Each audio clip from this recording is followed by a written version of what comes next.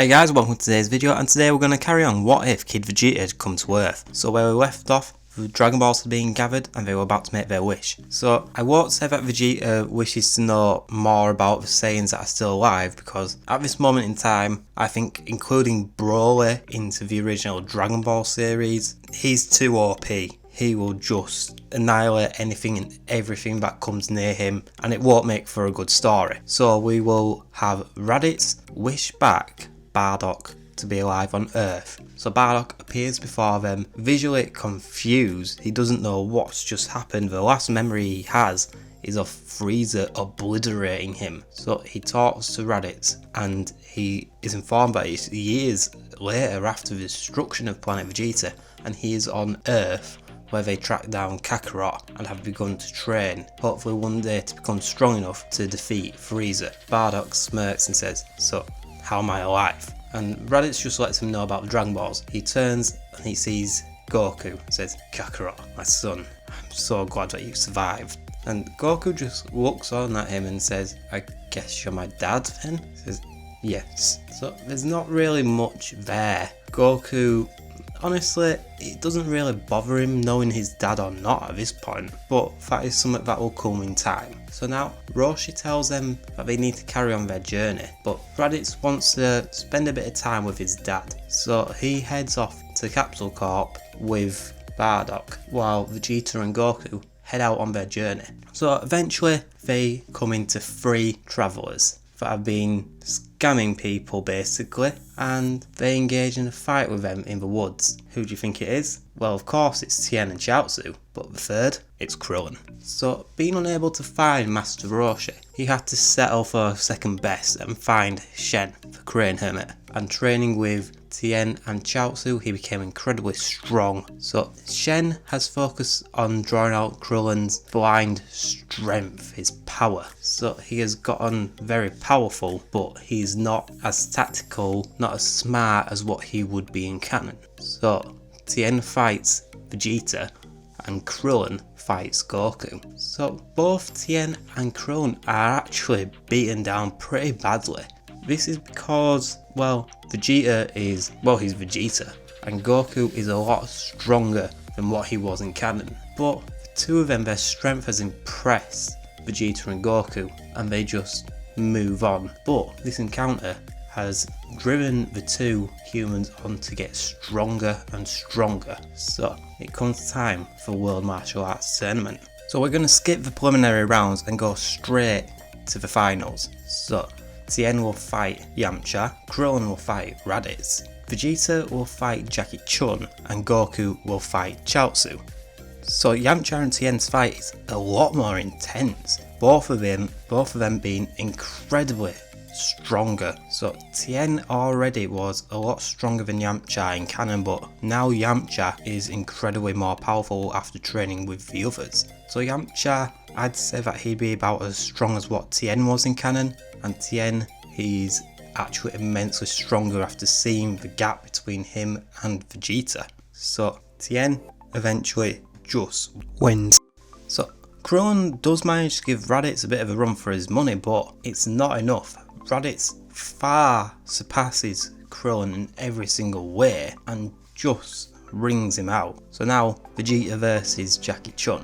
So the fight is immensely intense. It's because Master Roshi has been training with Nappa and Yamcha, so he has become leaps and bounds ahead of where he was. He is immensely stronger and he's giving Vegeta a run for his money. But Vegeta has worked on his weaknesses. Jackie Chun tries to go for the tail, but Vegeta has strengthened it.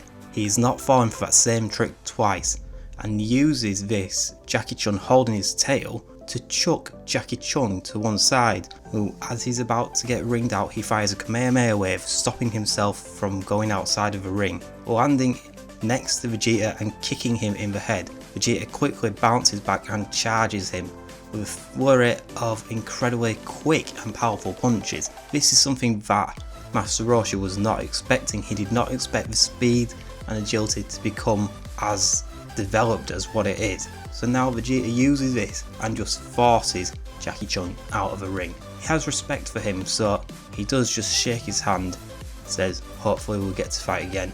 The two just nod, and now it's on to Goku and Chaozu. And this isn't really a fight, this is the most straightforward one so far. Goku just rings out Chaozu and that's it. So now Tien versus Raditz. So Raditz did actually slack a bit on his training while bonding with his father. They did a bit of upkeep in their training, but nothing much to further their strength. It was basically Bardock catching up on what he's missed, what's going on, and essentially what his son has done.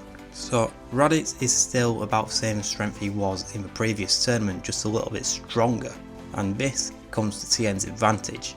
After battling Vegeta and Goku, he knows the strength threshold that he needs to get at, and he manages to beat Raditz after an intense battle. So Tien is quite hurt actually after this fight, but he did manage to get the win, and that's all that matters for him. So now Goku and Vegeta. Now this is pretty evenly matched.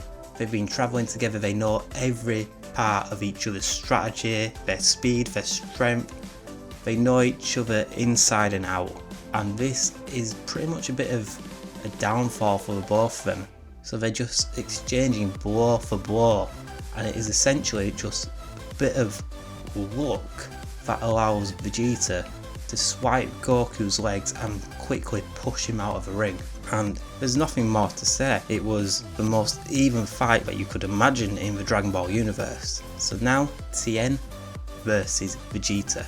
The fight begins intensely with Tien giving it his all. Vegeta expecting just the same fighter that he fought before, but that's not the case. Tien at this point in the story was written as a great fighter, a quick learner, someone that studies his opponent, focuses on their weaknesses, and can develop any skill and ability. So it goes without saying that he can actually catch up to Vegeta at this point in the story, which he has given it his best try. He has become a lot stronger, holding his own. Every ki blast of Vegeta he's stopping and giving his own back, but Vegeta is too strong for him. Tien, however, does have superior speed to Vegeta because it is something that he prided himself on in the actual canon. He had said that he is the fastest person there is, but Vegeta is lacking in this area. Tien is actually faster than him, but not enough to actually allow him to win. Vegeta manages to overpower him, catch him at every turn, and eventually just knock out Tien. After the fight ends, the two of them begin to talk, and Vegeta, well, he talks to Tien about his own essential epiphany when he summoned the dragon and learned that you cannot achieve true power, talking about the Super Saiyan transformation, but without saying it. So he essentially says that you cannot achieve this true power without first purifying yourself, which is something that he has focused on doing himself. So Tien says, is that how you've gotten this strong? You surpass even my master. And Vegeta says, I'm trying every day to get stronger and stronger to purify myself, and it seems to be working. So this is a bit enlightening for Tien, something that he wants to focus on himself, and he says that he wants to make up for the trouble that he caused them in the woods and that village that they did scam. So as they go out for something to eat, Goku did still gather the 4-star ball in the same way, jumping up and grabbing it as the dragon granted the wish and the balls were dispersing. So this time Raditz says that he'll go get the Dragon Ball for him, and that means that he comes in contact with Tambourine. But this time Tambourine is killed by Raditz, something that is felt by King Piccolo himself. So Raditz just sees this as nothing, grabs the ball, and they all leave. But King Piccolo is on his way, and he will not forgive whoever killed his son. So that's where I'm going to leave it for today, guys. What do you think? Will King Piccolo actually stand a chance against any of them, or will he just be dismantled? So if you enjoyed the video, guys, please remember to like, comment, share the video if you enjoyed it, subscribe if you're new, and I will see you all next time. Thanks for watching. Bye.